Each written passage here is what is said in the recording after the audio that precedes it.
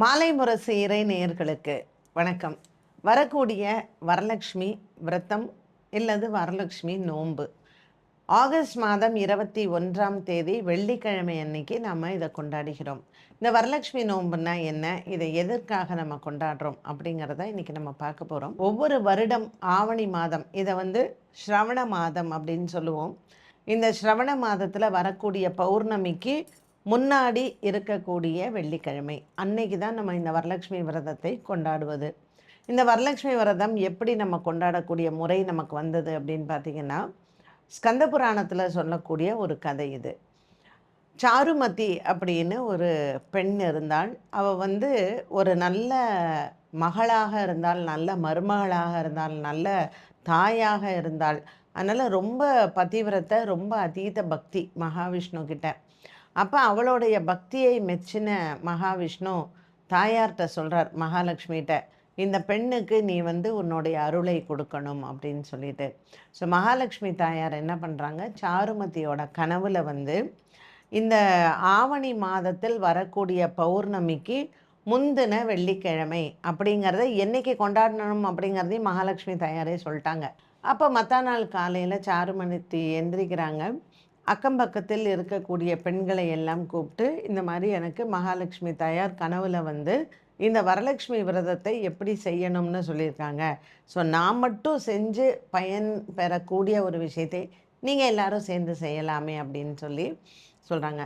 20ஆம் தேதி வியாழக்கிழமை அன்னைக்கு வீடெல்லாம் சுத்தம் பண்ணி, மகாலட்சுமியை நம்ம ஒரு இடத்துல உட்காத்தி வைக்கிறோம் இல்லையா, அந்த இடத்தை நம்ம மாவிலை தோரணங்களாக எல்லாத்தையும் நம்ம அலங்காரம் பண்ணி அந்த கலச ஸ்தாபனம் பண்ணுறது அப்படிங்கிறது.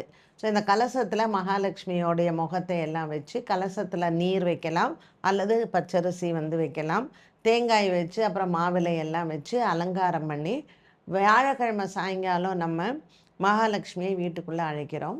அந்த மாவிலை தோரணம் கட்டின இடத்துல மகாலட்சுமியை வச்சு அவளுக்கு வேண்டிய அந்த புஷ்பங்களை எல்லாம் அலங்காரம் பண்ணி, வியாழக்கிழமை சாயந்தரம் மகாலட்சுமி வீட்டுக்கு வந்த பிறகு அன்றைய நாளில் வெண்பொங்கல் நெய்வேத்தியமாக செய்கிறோம். மறுநாள் காலையில் வெள்ளிக்கிழமை அன்னைக்கு ஃபஸ்ட்டு இந்த வரலட்சுமி விரதத்தை ஆரம்பிக்கும் பொழுது பிள்ளையார் பூஜை தான் ஃபஸ்ட்டு செய்யணும். ஸோ மஞ்சளில் பிள்ளையார் பிடிச்சி வச்சு பிள்ளையாருக்கு பூஜை பண்ணதுக்கப்புறம் அதை யதாஸ்தானம் பண்ணிவிட்டு மகாலட்சுமிக்கு பண்ணுறோம். இந்த பூஜையில் முக்கியமான விஷயங்கள் 3 நம்ம பார்க்கணும். ஒன்று கலச ஸ்தாபனம், 2வது நோன்பு கயிறு. இந்த நோன்பு கயிறில் 9 முடிச்சுகள் இருக்கணும். இந்த 9 முடிச்சுகள் எதற்காக அப்படின்னா, சுமங்கலி பாக்கியம் அதிகமாகறதுக்கும், இந்த நவ கிரகங்களினால் ஏற்படக்கூடிய தோஷங்கள் விலகுவதற்கும், நவலக்ஷ்மிகளினுடைய அனுகிரகம் பரிபூரணமாக கிடைக்கணும் அப்படிங்கிறதுக்காக 9 முடிச்சுகள் அந்த நோன்பு சரடில் கண்டிப்பாக இருக்கணும். பெண்கள், வீட்டில் இருக்கக்கூடிய பெண்கள் இந்த நோன்பை சரடை கையில், வலது கையில் கட்டிக்கணும். இது எல்லாம் மகாலட்சுமி தாயார் சாருமதிக்கு சொன்னது. நெய்வேத்தியங்கள் இது 3வது ரொம்ப முக்கியமானது. ஸோ வெள்ளிக்கிழமை அன்னைக்கு காலையில் பச்சரிசியை ஊற வச்சு அதில் தான் இட்லி செய்வாங்க. பச்சரிசி இட்லி தான் மகாலட்சுமி தாயாருக்கு அன்றைக்கி நெய்வேத்தியத்திற்கு ரொம்ப உகந்தது. 2வது கொழுக்கட்டை. இந்த கொழுக்கட்டை உங்களால் முடிஞ்சால் நீங்கள் செய்யலாம், அப்படி இல்லைன்னா வெறும் பாயசம் மட்டும் வச்சு கூட நீங்கள் அன்றைய நாளில் பூஜையை பண்ணலாம். அதிரசம் அல்லது வெல்லத்தினாலான அப்பம், அதுக்கப்புறம் ஒரு பாயசம், வடை, சித்ரான்னம்னு சொல்லுவோம். சித்ரான்னம்னா ஒன்று, கலந்த சாதத்தில் ஏதாவது ஒன்று, லெமன் ரைஸோ அல்லது புளியோதரையோ அல்லது சக்கரை பொங்கல், அப்படி இல்லைன்னா தயிர் சாதம். இதில் ஏதாவது ஒன்றத்துக்கு பேர் தான் சித்ரா அன்னம்னு பேர் கலந்த சாதத்துக்கு. ஸோ இது எல்லாமே அன்னைக்கு நெய்வேத்தியங்களாக மகாலட்சுமி தாயாருக்கு வைக்கிறது. அடுத்தது இந்த பூஜையில் ரொம்ப ரொம்ப முக்கியமானது என்ன அப்படின்னு கேட்டிங்கன்னா, நம்ம அர்ச்சனை பண்ணக்கூடிய மலர்கள் எல்லாமே வாசனை மலர்களால் தான் அர்ச்சனை பண்ணணும். இதில் ரொம்ப விசேஷம் தாமரைப்பூ, சின்ன வில்வ இலை. அதாவது பெரிய வில்வம் சிவபெருமானுக்கு பயன்படுத்துறது, சின்ன வில்வம் மகாலட்சுமி தாயாருக்கு பயன்படுத்துறது. 3வது பார்த்திங்கன்னா இந்த விருட்சி பூன்னு சொல்லுவாங்க, இட்லி பூ அப்படின்வாங்க, சிகப்பு கலரில் ஊசி மாதிரி இருக்கும். இந்த விருட்சி ரொம்ப விசேஷம் தாயாருக்கு. மனோரஞ்சிதம், அதுக்கப்புறம் பார்த்திங்கன்னா செண்பகம். இதில் தாழம்பூவும் ரொம்ப விசேஷம். ஸோ தாழம்பூ நீங்கள் வைப்பீங்க அப்படின்னா நீங்கள் தாராளமாக அம்பாளுக்கு அன்றைக்கி ஜடையில் தாழம்பூ வைக்கிறது ரொம்ப சிறப்பு.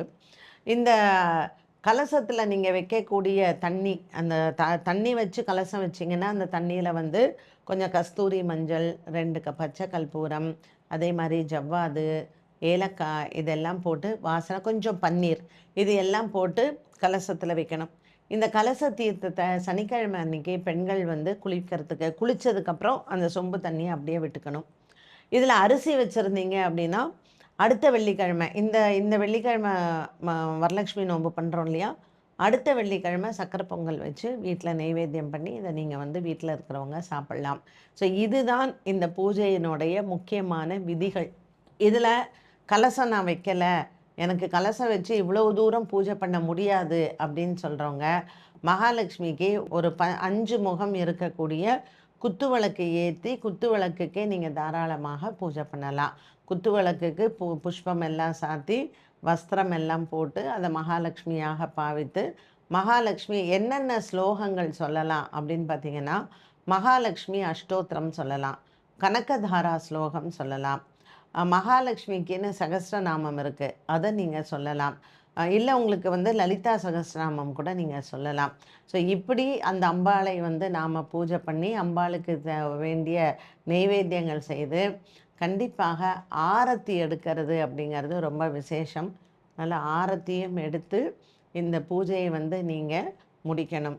வெள்ளிக்கிழமை சாயங்காலமும் நம்ம கண்டிப்பாக மகாலட்சுமிக்கு ஒரு அர்ச்சனை பண்ணுறது அப்படிங்கிறது விசேஷம். ஸோ காலையில் நம்ம தேங்காயெல்லாம் உடச்சி பழம் வச்சு நம்ம சாமி கும்பிட்றோம் இல்லையா, சாயங்காலம் வந்து ஏதாவது ஒரு சின்ன நெய்வேத்தியம், நீங்கள் கல்கண்டு வைக்கலாம், பாதாம் வைக்கலாம், மிக்ஸ்டு இந்த ட்ரை ஃப்ரூட்ஸ் வச்சு நெய்வேத்தியம் பண்ணலாம். இல்லை உங்களுக்கு எல்லாம் பழங்கள் எல்லாம் கட் பண்ணி அதில் நாட்டு சக்கரை போட்டு தாராளமாக அந்த நெய்வேத்தியத்தையும் பண்ணலாம். பாசிப்பருப்பு இருக்குது இல்லைங்களா, பாசிப்பருப்பில் வெல்லம் போட்டு பாயசம் பண்ணி அந்த நெய்வேத்தியமும் பண்ணலாம்.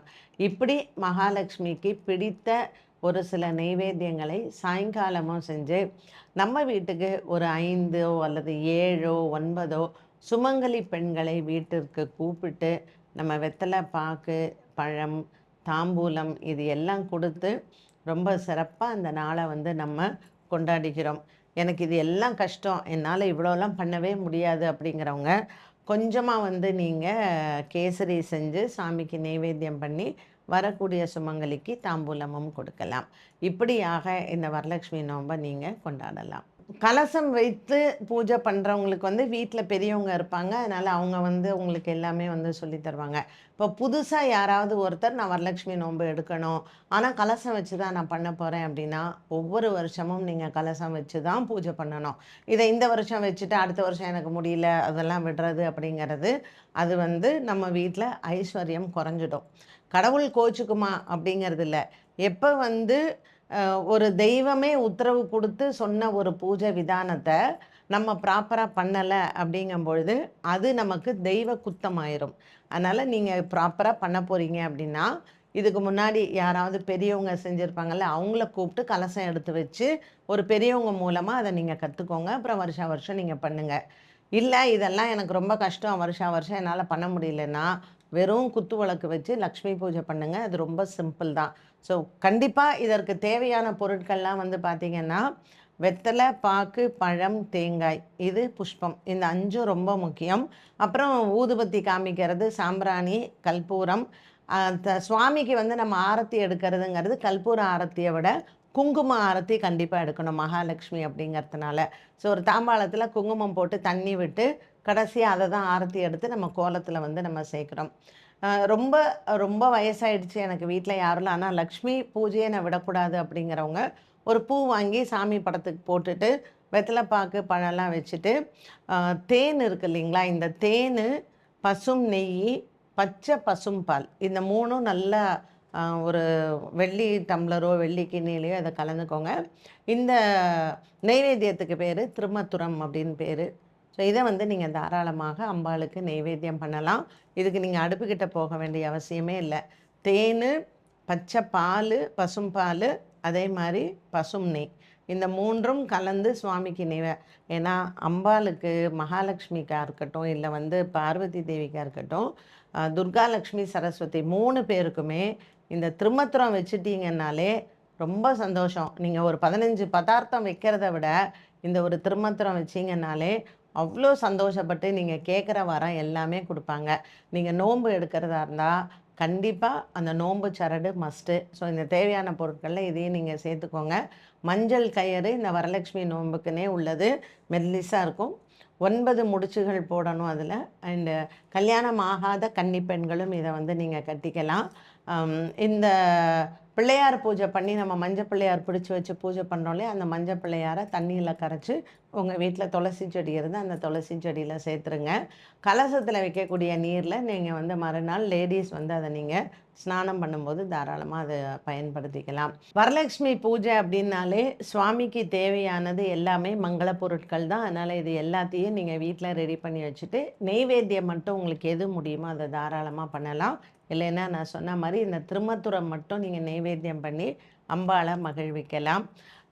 இந்த வியாழன் வெள்ளி 2 நாளுமே, வியாழக்கிழமை சாயங்காலம், வெள்ளிக்கிழமை காலையில், அப்புறம் வெள்ளிக்கிழமை சாயந்தரம், இதில் ஏதாவது ஒரு நேரமாவது வீட்டுக்கு சுமங்கலி பெண்களை கூப்பிட்டு தாம்பூலம் கொடுக்கறது அப்படிங்கிறது மஸ்ட்டு. இந்த பூஜையில் ஏதாவது கன்னியா பூஜை உண்டா அப்படின்னு கேட்டிங்கன்னா கிடையாது. கன்னியா பூஜை நவராத்திரியில் அஷ்டமியில் பண்ணுறது தான் கன்னியா பூஜை.